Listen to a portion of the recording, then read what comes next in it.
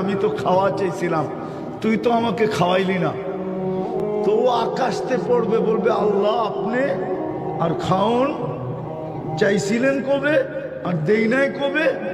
আপনার যদি দুনিয়ায় পাইতাম তাহলে তো দুধ মধু দিয়ে গোসল করাইতাম, খালি খাওয়াইতাম।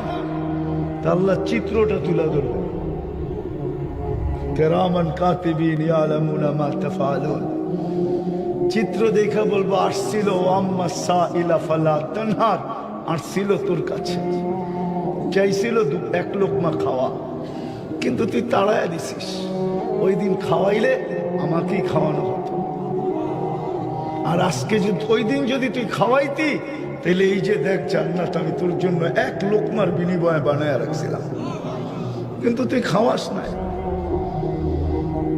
দুঃখ তো এটাই লাগে যখন মাদ্রাসার জন্য চাঁদা হয়, দুঃখ তো এইখানেই লাগে যখন মসজিদের জন্য চাঁদা হয়, দুঃখ তো এইখানেই লাগে যেখানে আলেমকে ইনসাল্ট করা হয়, আলেমদেরকে নিয়ে বলা হয়। দুঃখ তো এইখানেই লাগে, নাইলে দুঃখর কোনো বিষয় ছিল না। দুঃখ এইখানেই লাগে আলেমদেরকে যখন ছোট করা হয়, দুঃখ এইখানেই লাগে, নাইলে তো কোনো দুঃখ ছিল না। নাইলে বিত্তশালী কম আছে নাকি? যেখানেই মসজিদের সাইনবোর্ড দেখছে চুপে চুপে আইসা বলতো আমারে বানাইতে দেন। আল্লাহ যদি কিয়ামতের দিন জিজ্ঞেস করে টাকা কে দিছিল, তো আপনি তো বলতে বাধ্য হবেন আপনি দিছেন, ঠিক না?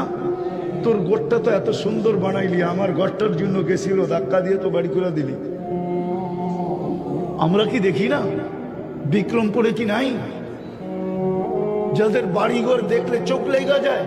এদের কাছে মসজিদের টাকার জন্য গেলে কি বলে আমরা কি শুনি না? দেয় দেয় না, যে এরকম না দেয়, কিন্তু 10টা কথা শুনে তারপরে 50,000-এর একটা বান্ডেল দিয়া দেয়।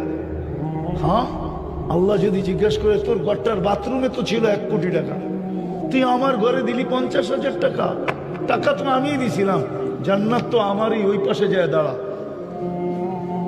কি করবেন?